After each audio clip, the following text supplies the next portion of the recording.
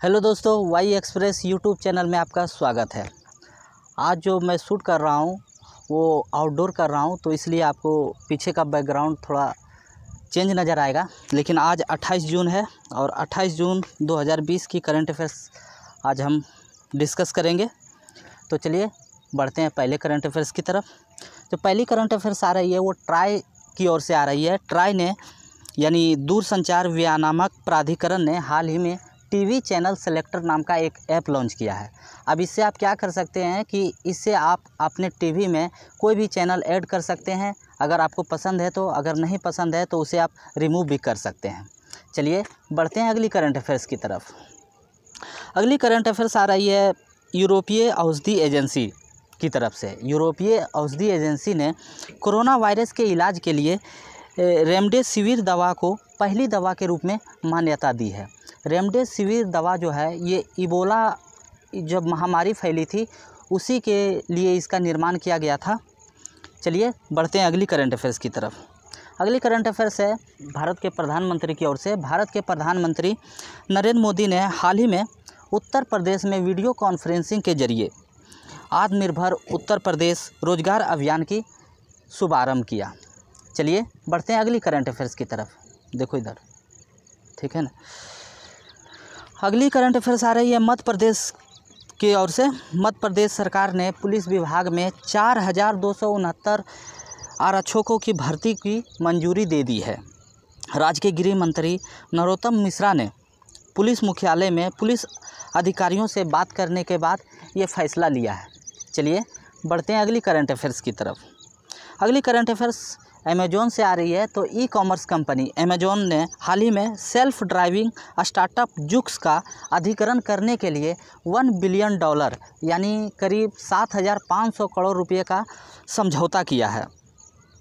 Amazon company delivery में और तेज़ी लाने के लिए यह समझौता किया है ताकि वो अधिक से अधिक डिलीवरी कर सके और जल्द से जल्द कर सके। चलिए बढ़ते हैं अगली करंट अफेयर्स की तरफ।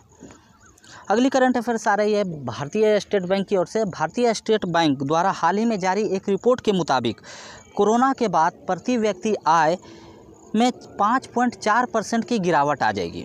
इस रिपोर्ट में यह भी बताया गया है कि गरीब राज्यों के मुकाबले अमीर राज्यों में ये अधिक तेज़ी से गिरावट आएगी। चलिए बढ़ते हैं अगली करंट अफेयर्स की तरफ। अगली करंट अफेयर्स केंद्रीय मंत्रिमंडल ने हाल ही में अन्य पिछड़ा वर्ग यानी ओबीसी आयोग का कार्यकाल 6 महीने के लिए बढ़ा दिया है। अब ओबीसी आयोग का कार्यकाल जो है 31 जनवरी 2021 तक हो गया।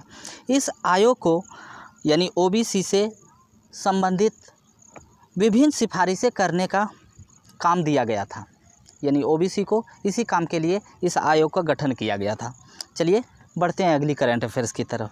अगली करंट अफेयर्स ईपीएल से यानी इंग्लिश प्रीमियर लीग में लिवरपूल ने 30 वर्ष बाद लीग का खिताब जीता है।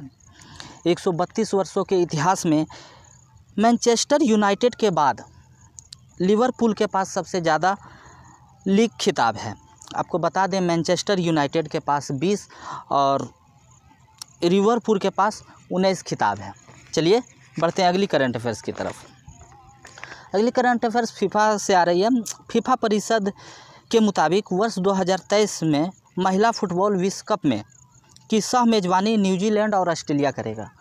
कुछ दिन पहले मैंने आपको बताया था कि जापान ने अपनी मेज़बानी छोड़ दी है, तो इन दोनों का रास्ता साफ़ हो गया था, न्यूजीलैंड और ऑस्ट्रेलिया का, और यही मेज़बानी करेंगे 2023 में महिला फुटबॉल विश्व कप में।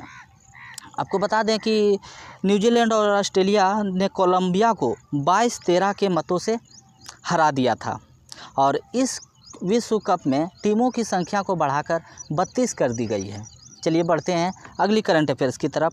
अगली करंट अफेयर्स आ रही है महाराष्ट्र से। महाराष्ट्र सरकार ने हाल ही में भारी मात्रा में कोरोना वायरस के इलाज के लिए रेमडेसिविर और फेविपिराविर खरीदने की घोषणा की है। महाराष्ट्र के जो स्वास्थ्य मंत्री हैं वो राजेश टोपे हैं। तो बस आज इतना ही। उम्मीद करते हैं ये वीडियो आपको पसंद आया होगा। पसंद आया तो वीडियो को लाइक, शेयर और चैनल को सब्सक्राइब कर दीजिए। ये वीडियो हो सकता है थोड़ी लेट में अपलोड हो, क्योंकि जो हमारी ईमेल आईडी है वो खुल नहीं रही है, और क्या कारण है ये तो मुझे पता नहीं, लेकिन देखिए अगर वो खुल जाता है तभी ये अपलोड हो जाएगा। तो बस आज के लिए इतना ही।